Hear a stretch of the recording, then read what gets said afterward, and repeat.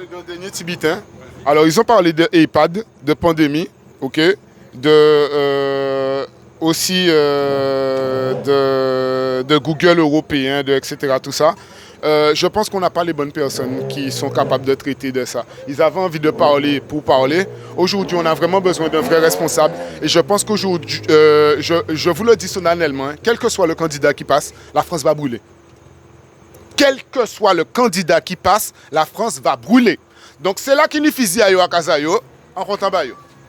Voilà, donc il faut assumer, quoi, il faut assumer, Ça va partir en couille, vous pouvez me dire ce que vous voulez. Que ce soit Branquignol premier, ou que ce soit l'autre, la loufoque, la machin, non, la meuf qui trahit sa famille, il y aura un problème. Il y aura un très très gros problème. Nous, on ne va pas accepter non plus d'avoir quelqu'un de l'extrême droite en France, parce que, excuse-moi, à la base, la France, c'est le pays de la liberté, l'égalité et la fraternité. C'est surtout qu'ils n'ont pas reconnu aussi l'esclavage comme étant un crime contre l'humanité. Hein. Ils ont dit que ça était bénéfique, hein, à l'extrême droite. D'accord. On a commencé à parler des Antilles, tu sais à quelle minute? Après 40 minutes, on a parlé des Antilles. Et la deuxième fois qu'ils ont parlé des Antilles, c'est 1h12. J'ai tout noté. Regardez tout le bitin là. C'est quand même lui qui lui a dit que les Antilles font partie de la France aussi. Ouais, ce gars-là se permet de dire que les Antilles font partie de la France. C'est là où c'est grave quand même. Quand vous voyez tout le comportement, hein, le mépris par rapport à nous, Antillais, tout ce qui a été fait, le GIGN, le manque d'eau, les grands frères aussi, parce qu'il faut qu'on en parle des grands frères. Hein. D'ailleurs, quand vous voyez une belle fosse, toute famille à eux, ok? 7 gars qui sont enfermés en France, en France, oui, parce que la Guadeloupe, c'est la France aussi apparemment. On ne sait pas pourquoi. Et puis, il y a fait chaque montée en catimini comme ça. Vous comprenez ce que je veux dire? Ok?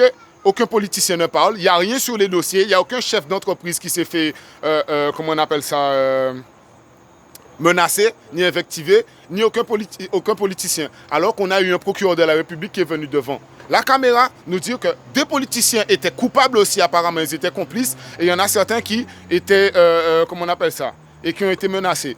3 jours après, on apprend que rien de tout ça n'a eu lieu, etc. Qui est-ce qui condamne ce procureur? Qui est-ce qui condamne ces juges qui ont décidé que ces choses se font? Pourquoi nos frères sont loin de nous? Pourquoi nos frères sont loin de nos familles? Pourquoi on les prend comme ça, un par un, on les enfants en France, sans avertir leur famille? Il y a un problème. Et moi, la chose que j'ai à dire, personnellement, je pense que, comme j'ai écouté aussi une émission d'Harold Luce, les frères avaient sûrement quelque chose à révéler, de très fort. Et apparemment, ça devait être le fait qu'il y a certains qui avaient essayé de les acheter. Ils allaient démontrer ça. Et c'est pour ça qu'ils sont là-bas. Donc tu penses, peut-être après les élections, peut-être qu'il y aura dehors? Je ne sais pas s'ils seront dehors après les élections. Mais par contre, je remercie Kalash pour le petit message qu'il a envoyé pour O'Neill. Ok, on fait bien tourner. Kalash, merci frère. Parce que nous sommes des artistes en Guadeloupe. Big up, Kalash!